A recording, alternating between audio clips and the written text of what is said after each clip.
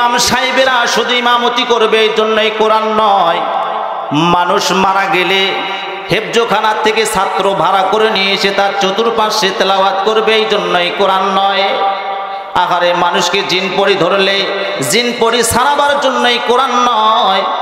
আসমানের নিচে জমিনের উপরে হায়াতুন নাসিক নামে যতগুলো মানব আছে এই মানবগুলোকে ধরে ধরে আল্লাহর পথে নিয়ে যাওয়ার জন্য আল্লাহ পাক কোরআনের ভিতরে বলে ওয়াহুদাও, আমি আল্লাহ পাক তাদেরকে হিদায়াত দান করব। জোরে বলেন সুবহানাল্লাহ।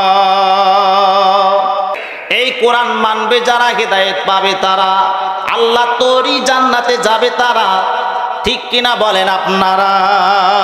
আল্লাহর জান্নাতে আমরা যেতে চাই কি চাই না? যদি আল্লাহর জান্নাতে মেহমান হইতে চাই তাহলে কোরআন আমাদেরকে মেনে চলতে হবে। কথা বলেন ঠিক কিনা? আমার বন্ধুগণ গভীর মনোযোগ দিয়ে শুনবেন। যারা আজকে সমাজের ভিতরে কোরআন শুনতে তাদের গা জ্বালাপাড়া করে, কোরআন সহ্য হয় না, বুঝতে হবে ওইটা হলো আবু জেহেলের উত্তরসূরি। কথা বলেন ঠিক কিনা? চিল্লা কথা বলেন ঠিক কিনা? তার মধ্যে থেকে একজন ডাক দিয়ে বললেন, স্যার চিন্তার কোনো কারণ নাই। আবু জেহেল বললেন, তাড়াতাড়ি বলো। মদিনার ভিতরে একজন ইহুদি পণ্ডিত আছে, তার নাম হলো কাব ইবনে মালিক। সে 3টা কিতাবের পারদর্শী, আর মোহাম্মদ হলো একটা কিতাবের পারদর্শী। কারণ একজন আলেমকে ঘাই করতে গেলে আর একজন আলেমের প্রয়োজন হয়। কথা বলেন ঠিক কিনা? আবু জেহেল বলতেছেন, কি প্রশ্ন করবেন এইটা কি জানা যাবে? কাব ইবনে মালিক ডাক দিয়া বললেন, আবু জেহেল আমি 1 নম্বর প্রশ্ন করব হলো শরীয়ত দিয়া, 2 নম্বর প্রশ্ন করব হলো মারুফত দিয়া, 3 নম্বর প্রশ্ন করব হলো আত্মাধিকতা দিয়া।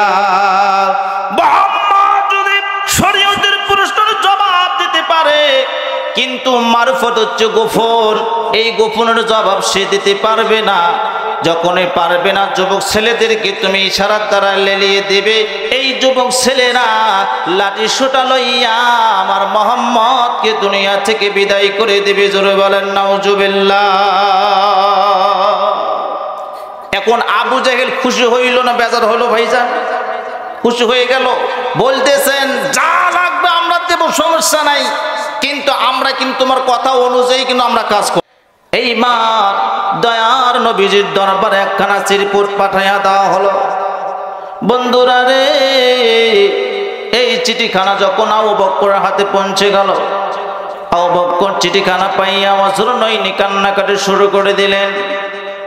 ওমর যখন চিঠিখানা হাত থেকে নিলেন, নেওয়ার পর ওমরও কেঁদে ফেললেন, আর ডাক দিয়া বললেন, সাহাবীরা গো, তোমরা কেন কান্নাকাটি করতেছো?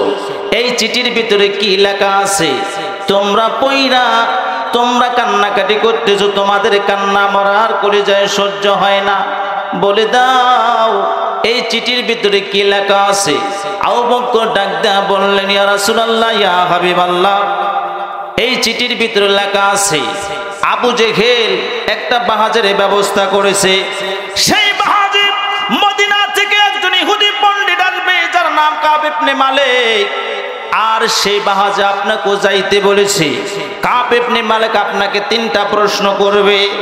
ওগো নবীজি, 1 নম্বর প্রশ্ন হলো আপনাকে শরীয়ত দিয়া করবে, 2 নম্বর প্রশ্ন হলো মারফত দিয়া, 3 নম্বর প্রশ্ন হলো আত্মাধিকতা দিয়া। ওগো নবীজি, আমরা বুঝতে পারলাম তাদের মতলব তেমন ভালো না, আমরা আপনাকে ওইখানে যাইতে দেব না। আল্লাহর পয়গম্বর ডাক দিয়ে বলতেছেন, ও সাহাবীরা, তোমরা কোনো চিন্তা করো না, হেফাজত করার মালিক হলো আল্লাহ। জোরে জোরে বলেন সুবহানাল্লাহ। আল্লাহর পয়গম্বর ডাক দিয়া বলেন, হ্যাঁ আমি এখানে যাব, ওই মঞ্চে ওই বাহাজে আমি অংশগ্রহণ করব। বন্ধু, এইবার যখন মন সাজানো হইল, ওই তারিখ যখন পৌঁছে গেল, আমার বন্ধুগণ সেই মঞ্চে কাব ইবনে মালিক প্রধান বক্তা, আর হলো সেই মাহফিলের সভাপতি হলো আবু জেহেল। আবু জেহেল না তো আবু জাহেল। কথা বলেন ঠিক কিনা? এইবার আবু জেহেল দলবল সহ যখন মঞ্চে বসে গেল, কাব ইবনে মালিক হলো প্রধান বক্তা। আমার বন্ধুগণ গভীর মনোযোগ দিয়ে শুনবেন, শোনার চান বাবাজি আমার, এদিক সেদিক মন লাগাইবেন না। যুগল হাজার হাজার জনগণ আর মঞ্চে কাব ইবনে মালিক তার দলবল সহ। এইবার কাব ইবনে মালিক ডাক দিয়া বলতেছেন, কই আপনার মোহাম্মদ, কই মোহাম্মদ? মোহাম্মদ বুঝতে পেরেছে আমি যে কত বড় হুজুর, এইটা মোহাম্মদ জেনে ফেলছে, এই জন্য মোহাম্মদ আসতেছে না। আমাদের সমাজের ভিতরে অনেক হুজুর আছে না, কলা ঝোকায় আর বলে আমার মতো কি আর হুজুর আছে? কথা বলেন ঠিক কি না?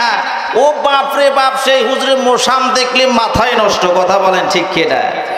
আমার বন্ধুগণ সেই রকম মোসাম দিচ্ছে কাব ইবনে মালিক, আমার মতো কি পণ্ডিত কেউ আছে?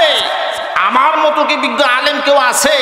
আমি অনেক বাহাজে যাই, আমার সঙ্গে কেউ পারে না। তো মোহাম্মদ এটা জানে, এই জন্য ভয়ে সে আসতেছে না।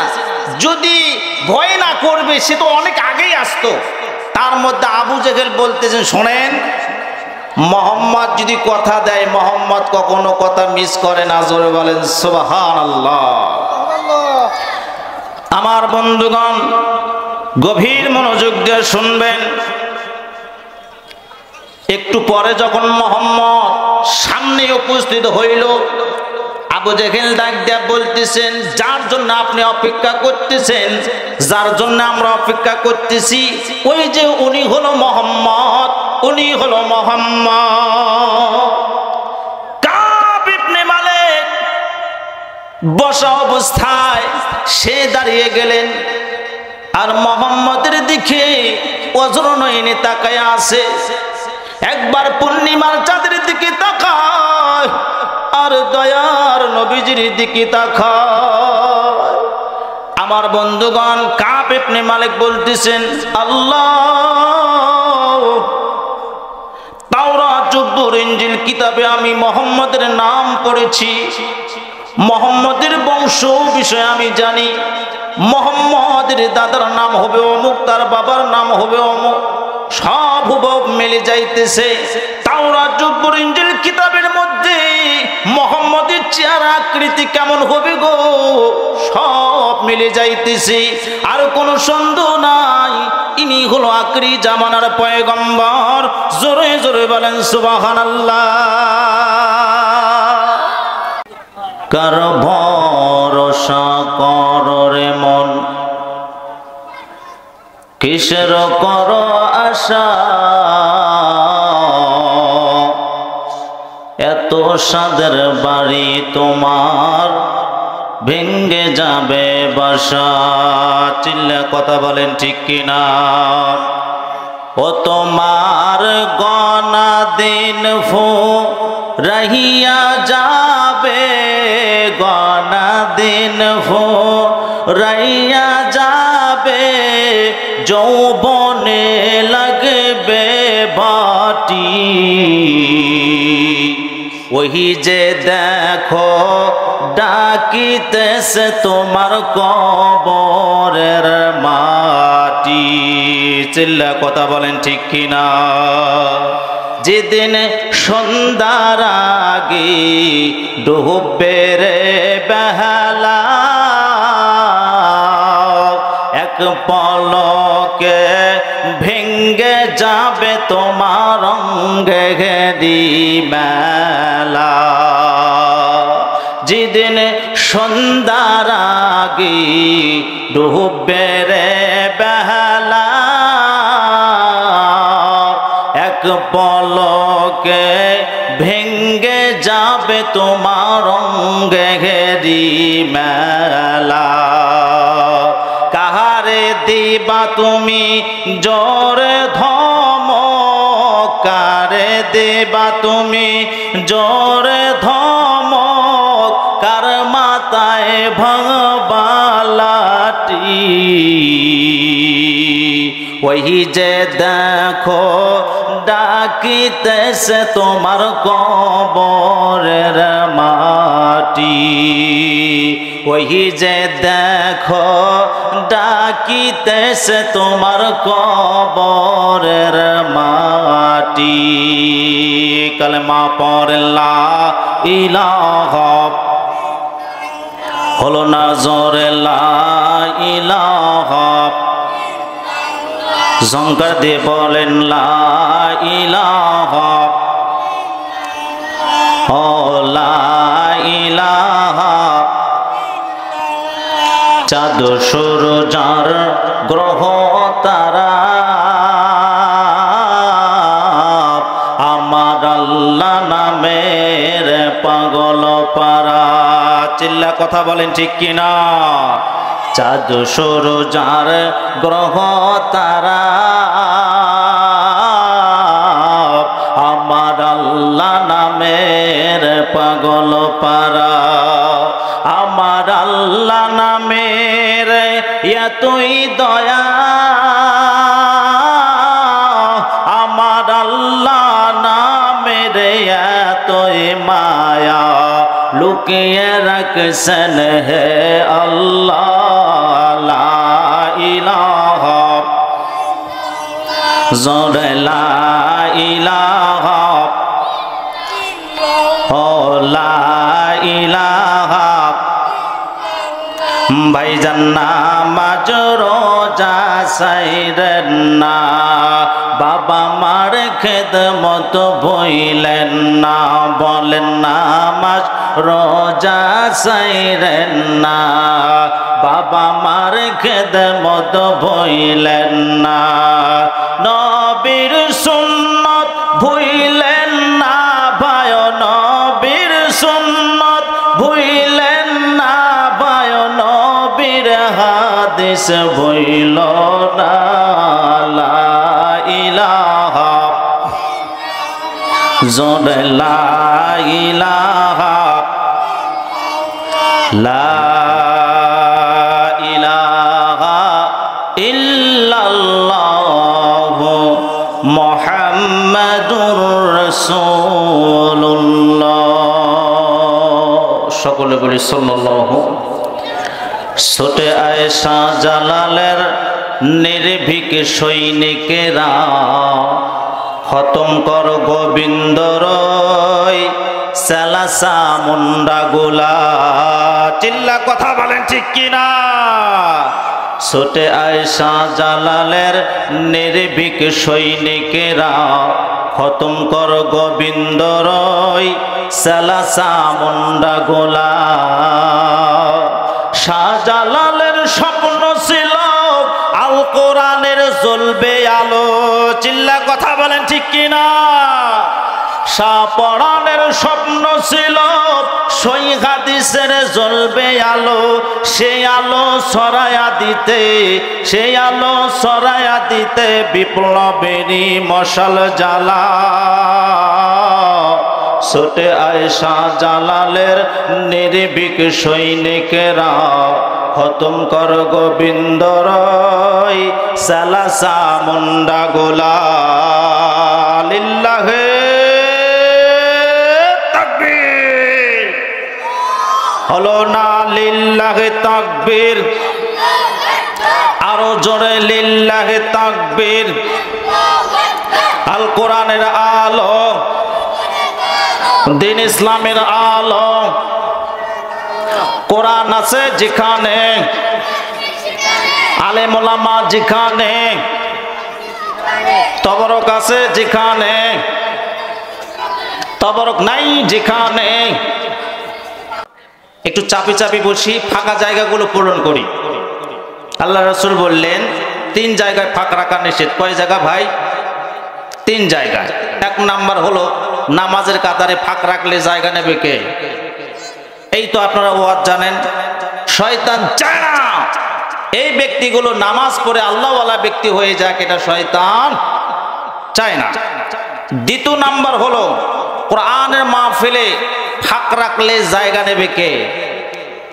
শয়তান চায় না এই ব্যক্তিগুলো কোরআন শুনে হিদায়াত হয়ে যাক, এটা শয়তান চায় না। 3 নাম্বার শোনার চান বাবাজি, স্বামী স্ত্রীর মাঝখানে ফাঁক রাখলে জায়গা নেবে কে? সেখানেও শয়তান জায়গা নেয়। সেইখানে যদি শয়তান জায়গা নেয় ভাইজান, তাহলে কি শান্তি হবে না অশান্তি হবে? তাহলে কি শয়তানকে জায়গা দেওয়া যাবে ভাই? যদি না জায়গা দেন তাহলে আপনার চেপে চেপে একটু বসেন মেহেরবানি করে। আমার বন্ধুগণ, মা বোনদের জন্য কিছু আলোচনা করব ইনশাআল্লাহ। কারণ বাপ জানেরা 10 মাইল হেঁটে হেঁটে মাহফিল শুনিয়ে আসতে পারে, কিন্তু আম্মা জানেরা তো 10 মাইল হেঁটে হেঁটে মাহফিল শুনিয়ে আসতে পারে না। কথা বলেন ঠিক কিনা? এই জন্য মা বোনদের জন্য আলোচনা করা দরকার। কথা বলেন ঠিক কিনা? আমার বন্ধুগণ, মা বোনদের জন্য আজকে আমি 22টি হাদিসের কথা বলে যাব। কয়টি? 22টি। মারা যদি দৈনন্দিন যদি 4টা আমল করে, মাহফিল করার পরে অনেক মারা বলেন হুজুর ওয়াজ তো ভালোই করলেন, যাওয়ার সময় একটু তাবিজ দিয়ে যাবেন বাবা। মারা কিন্তু তাবিজের ভক্ত। কথা বলেন ঠিক কিনা? আমি বললাম মা তাবিজ কেন লাগবে মা? হুজুর ঘরে হালাল স্ত্রী থেকেও তারা অন্য মেয়ের সঙ্গে ট্রেডিং মারে। ট্রেডিং বোঝেন তো? টাকা পয়সা নষ্ট করে, সহ্য হয় না হুজুর। এমন তাবিজ দেবেন যাতে করে আমরা ধুই ধুই যেন স্বামীকে খাওয়াইতে পারি, স্বামী যেন হাতের মুঠোই থাকে। কথা বলেন ঠিক কিনা? আমি সেই মাদেরকে বলতেছি মারা তাবিজ দেওয়া লাগবে না। মারা যদি 4টা আমল করে, কয়টি আমল? মারা যদি 4টি আমল করে, তাদের স্বামী যতই নিটক বিজু হোক না কেন, যতই টাকা পয়সা নষ্ট করুক না কেন, মারা যদি এই 4টা আমল করে গো, যতই সংসারে অশান্তি হোক না কেন, এই 4টা আমলের বৈধলতে তাদের সংসারে শান্তি বয়ে আসবে।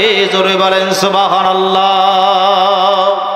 তাদের স্বামী যতই নিটক বিজি থাকুক না কেন, যতই খারাপ হোক না কেন, এই 4টা আমল যদি মা বোনেরা করতে পারে, এই 4টা আমলের বৈধলতে আল্লাহ রাব্বুল আলামিন তাদের স্বামী স্ত্রীর মধ্যে মিল মহব্বত পয়দা করে দেবেন। জোরে বলেন সুবহানাল্লাহ।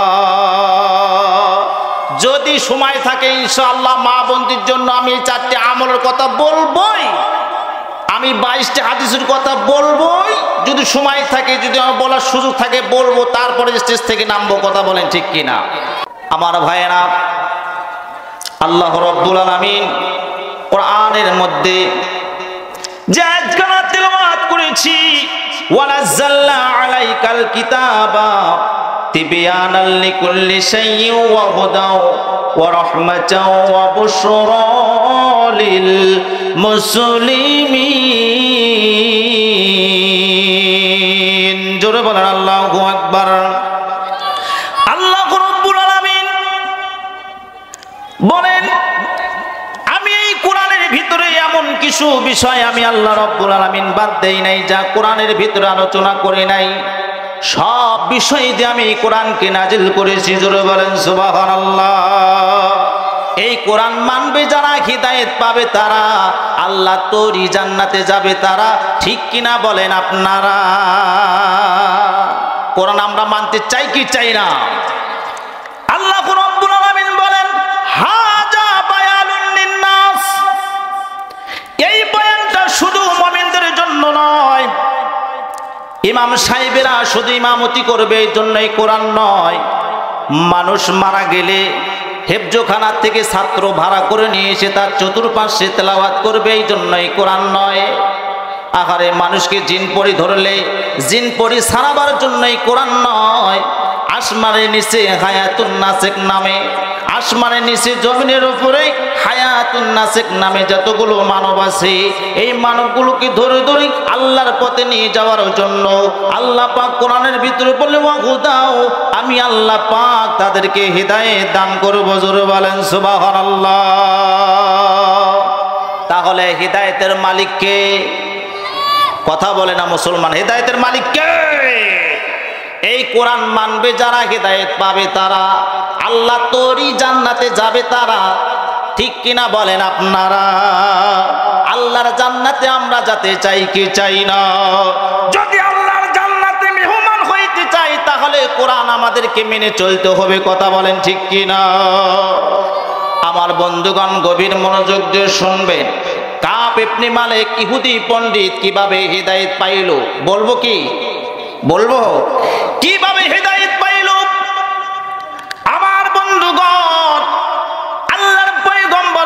কোরআনের দাওয়াত দেয়, এইদিকে আবু জেহেলের মাথা বড় ঘুরে যায়। কার মাথা ঘুরে ভাইজান? আবু জেহেলের মাথা ঘুরে যায়। আজকে সমাজের ভিতরে যারা আজকে সমাজের ভিতরে কোরআন শুনতে তাদের গা জ্বালাপাড়া করে, কোরআন সহ্য হয় না, বুঝতে হবে ওইটা হলো আবু জেহেলের উত্তরসূরি। কথা বলেন ঠিক কিনা? চিল্লা কথা বলেন ঠিক কিনা? আমার বন্ধুগণ, এই কোরআনের দাওয়াত আবু জেহেলকে সহ্য হলো না।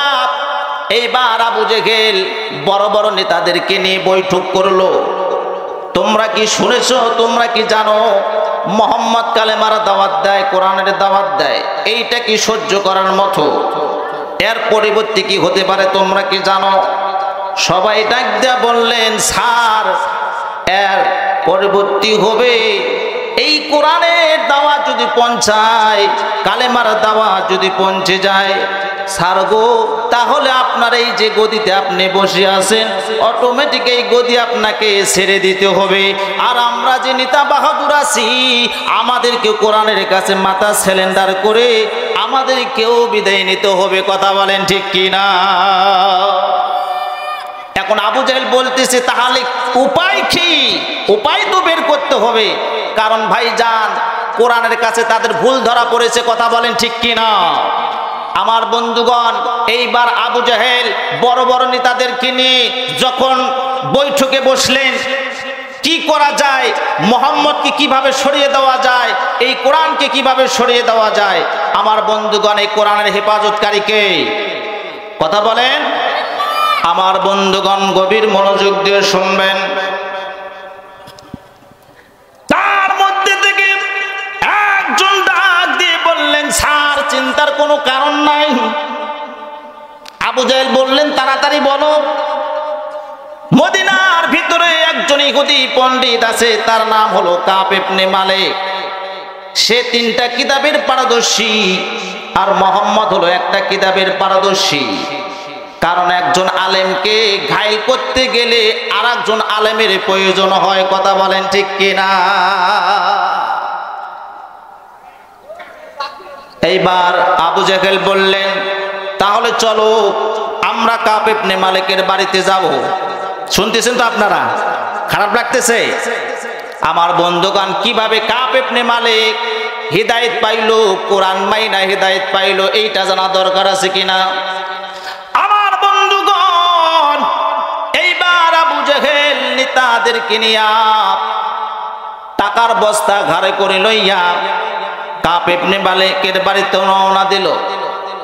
আমার বন্ধুগণ, যখন বাড়িতে চলে গেল, বাড়িতে যাইয়া দরজায় যখন লক করলো, দরজা যখন খুলে দেওয়া হলো, কাব ইবনে মালিক বললেন, স্যার এই সময় আপনি কেন? কারণ আবু জেহেলকে সবাই চিনতো। কথা বলেন ঠিক কিনা? আমার বন্ধুগণ, স্যার এই সময় কেন? আবু জেহেল বলতেছে, আপনার সঙ্গে কিছু কথা আছে। সময় কম, কিন্তু কথাটা বলা খুবই জরুরি, এই জন্য আপনার কাছে আসছি। এইবার সেই কাব ইবনে মালিক আবু জেহেলকে দলবল সহকারে তার ঘরের ভিতরে বসতে দিলেন।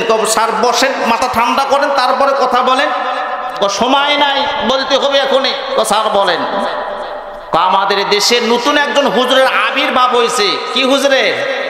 নতুন একজন হুজুরের আবির্ভাব হয়েছে। শুধু কালেমার দাওয়াত দেয়, কালেমার দাওয়াত দেয়, কোরআনের দাওয়াত দেয়। এত করে বলি এইগুলো দেওয়া যাবে না, কিন্তু ওই নতুন হুজুর তো মানে না। কি করা যায়? এই জন্য আপনার কাছে এসেছি একটা পরামর্শের জন্য। কিন্তু আমাদের চিন্তা ফিকির হলো ওই মোহাম্মদকে সরিয়ে দেওয়া। এবার কাব ইবনে মালিক বলতেছেন, স্যার চিন্তার কোনো কারণ নাই। কারণ হলো আমি 3টা কিতাবের পারদর্শী, আর মোহাম্মদ হচ্ছে একটা কিতাবের পারদর্শী। 3টা বড় হলো না একটা বড় হইল? আবু জেহেল বলতেছেন 3টাই তো বড় হলো। তাহলে বুঝবেন যে এই 3টা কিতাবের পারদর্শী ওয়ালার সঙ্গে মোহাম্মদ পারবে না, কিন্তু পারায়া দেবেন কে? আল্লাহ। আমার বন্ধুগণ গভীর মনোযোগ দিয়ে শুনবেন। এইবার টাকার বস্তা ঘাড়ের দিকে নামায়া কাব ইবনে মালিককে বলতেছেন, এই যে তোমার বায়না, তুমি যদি মোহাম্মদকে ঠকাইতে পারো তাহলে যা তুমি চাইবা আমরা তাই তোমাকে আমরা দিয়ে দিব, তবু মোহাম্মদকে তোমাকে ঠকাইয়া দিতে হবে এবং তাকে দুনিয়া থেকে বিদায় করে দিতে হবে। আমার বন্ধুগণ গভীর মনোযোগ দিয়ে শুনবেন। এইবার কাব ইবনে মালিক বললেন, শোনো, একটা কাজ করা যায়। বলে কি কাজ? যে একটা বাহাস করা হোক, আগামী সপ্তাহে আমি ডেট দিয়ে দিলাম, আগামী সপ্তাহে তুমি মোহাম্মদকে দাওয়াত দিবা, আমিও সেখানে যাব। সেই মঞ্চে মোহাম্মদ আর আমার সঙ্গে বাহাস হবে, আর হাজার হাজার জনগণকে তুমি দাওয়াত দিবা। সেই মঞ্চে যেন হাজার হাজার জনগণ সেই ময়দানে যেন উপস্থিত থাকে, আর মঞ্চটা এমন সুন্দর করে সাজাইবা, আর তোমাদের যত নেতা আছে সব মঞ্চে বসাইয়া দিবা। আর একটা কথা তোমাকে জানিয়ে দেই, আর যুবক ছেলেদেরকে লাঠি সোটা নিয়ে আসার জন্য তুমি বলবা। যখন মোহাম্মদ প্রশ্নের জবাব দিতে যখন পারবে না, এই যুবক ছেলেদেরকে লেলিয়ে দিবা, আর মোহাম্মদকে তারা দুনিয়া থেকে বিদায় করে দেবে। জোরে বলেন নাউজুবিল্লাহ। আমার বন্ধুগণ গভীর মনোযোগ দিয়ে শুনবেন। এইবার কাব ইবনে মালিক বললেন, স্যার চিন্তার কোনো কারণ নাই, টেনশন করবেন না, আপনি কাজ শুরু করে দেন, যান বাসায় যা ঘুমান। আবু জেহেল বলতেছেন, কি প্রশ্ন করবেন এইটা কি জানা যাবে? কাব ইবনে মালিক ডাক দিয়া বললেন, আবু জেহেল, আমি 1 নম্বর প্রশ্ন করব হলো শরীয়ত দিয়া, 2 নম্বর প্রশ্ন করব হলো মারফত দিয়া, 3 নম্বর প্রশ্ন করব হলো আত্মাধিকতা দিয়া। মোহাম্মদ যদি শরীয়তের প্রশ্নের জবাব দিতে পারে, কিন্তু মারফত হচ্ছে গোপন, এই গোপনের জবাব সে দিতে পারবে না। যখনই পারবে না, যুবক ছেলেদেরকে তুমি ইশারার দ্বারা লেলিয়ে দেবে। এই যুবক ছেলেরা লাঠি সোটা লইয়া আমার মোহাম্মদকে দুনিয়া থেকে বিদায় করে দেবে। জোরে বলেন নাউজুবিল্লাহ। এখন আবু জেহেল খুশি হইল না বেজার হলো? ভাইজান খুশি হয়ে গেল। বলতেছেন, যা লাগবে আমরা দেব, সমস্যা নাই, কিন্তু আমরা কিন্তু তোমার কথা অনুযায়ী কিন্তু আমরা কাজ করব। এইবার দয়ার নবীজির দরবারে একখানা চিরকুট পাঠাইয়া দেওয়া হলো। বন্ধুরা রে, এই চিঠিখানা যখন আবু বকরের হাতে পৌঁছে গেল, আবু বকর চিঠিখানা পাইয়া অঝর নয়নি কান্নাকাটি শুরু করে দিলেন। ওমর যখন চিঠিখানা হাত থেকে নিলেন, নেওয়ার পর ওমরও কেঁদে ফেললেন, আর ডাক দিয়া বললেন, সাহাবীরা গো, তোমরা কেন কান্নাকাটি করতেছো? এই চিঠির ভিতরে কি লেখা আছে তোমরা পইরা তোমরা কান্নাকাটি করতেছো? তোমাদের কান্না মরার কলিজায় সহ্য হয় না, বলে দাও এই চিঠির ভিতরে কি লেখা আছে। আবু বকর ডাক দিয়া বললেন, ইয়া রাসূলুল্লাহ, ইয়া হাবিবাল্লাহ, এই চিঠির ভিতরে লেখা আছে আবু জেহেল একটা বাহাজের ব্যবস্থা করেছে। সেই বাহাজে মদিনা থেকে একজন ইহুদি পণ্ডিত আসবে, যার নাম কাব ইবনে মালিক, আর সেই বাহাজে আপনাকে যাইতে বলেছে। কাব ইবনে মালিক আপনাকে 3টা প্রশ্ন করবে। ওগো নবীজি, 1 নম্বর প্রশ্ন হলো আপনাকে শরীয়ত দিয়া করবে, 2 নম্বর প্রশ্ন হলো মারফত দিয়া, 3 নম্বর প্রশ্ন হলো আত্মাধিকতা দিয়া। ওগো নবীজি, আমরা বুঝতে পারলাম তাদের মতলব তেমন ভালো না, আমরা আপনাকে ওইখানে যাইতে দেব না। আল্লাহর পয়গম্বর ডাক দিয়ে বলতেছেন, ও সাহাবীরা, তোমরা কোনো চিন্তা করো না, হেফাজত করার মালিক হলো আল্লাহ। জোরে জোরে বলেন সুবহানাল্লাহ। আল্লাহর পয়গম্বর ডাক দিয়া বলেন, হ্যাঁ আমি এখানে যাব, ওই মঞ্চে ওই বাহাজে আমি অংশগ্রহণ করব। বন্ধু, এইবার যখন মন সাজানো হইল, ওই তারিখ যখন পৌঁছে গেল, আমার বন্ধুগণ সেই মঞ্চে কাব ইবনে মালিক প্রধান বক্তা, আর হলো সেই মাহফিলের সভাপতি হলো আবু জেহেল। আবু জেহেল না তো আবু জাহেল, কথা বলেন ঠিক কিনা? আমার বন্ধুগণ, এইবার আবু জেহেল দলবল সহ যখন মঞ্চে বসে গেল। কাব ইবনে মালিক হলো প্রধান বক্তা। আমার বন্ধুগণ গভীর মনোযোগ দিয়ে শুনবেন, শোনার চান বাবাজি আমার, এদিক সেদিক মন লাগাইবেন না। বন্ধুগণ, হাজার হাজার জনগণ আর মঞ্চে কাব ইবনে মালিক তার দলবল সহ। এইবার কাব ইবনে মালিক ডাক দিয়া বলতেছেন, কই আপনার মোহাম্মদ, কই মোহাম্মদ? মোহাম্মদ বুঝতে পেরেছে আমি যে কত বড় হুজুর, এইটা মোহাম্মদ জেনে ফেলছে, এই জন্য মোহাম্মদ আসতেছে না। আমাদের সমাজের ভিতরে অনেক হুজুর আছে না, কলা ঝোকায় আর বলে আমার মতো কি আর হুজুর আছে? কথা বলেন ঠিক কি না? ও বাপরে বাপ, সেই হুজুরের মোসাম দেখলে মাথায় নষ্ট। কথা বলেন ঠিক কি না?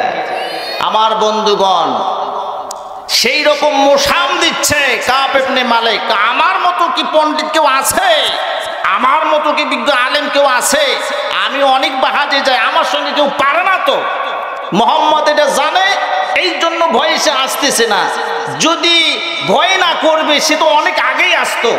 তার মধ্যে আবু জেহেল বলতেছেন, শোনেন, মোহাম্মদ যদি কথা দেয়, মোহাম্মদ কখনো কথা মিস করে না। জোরে বলেন সুবহানাল্লাহ।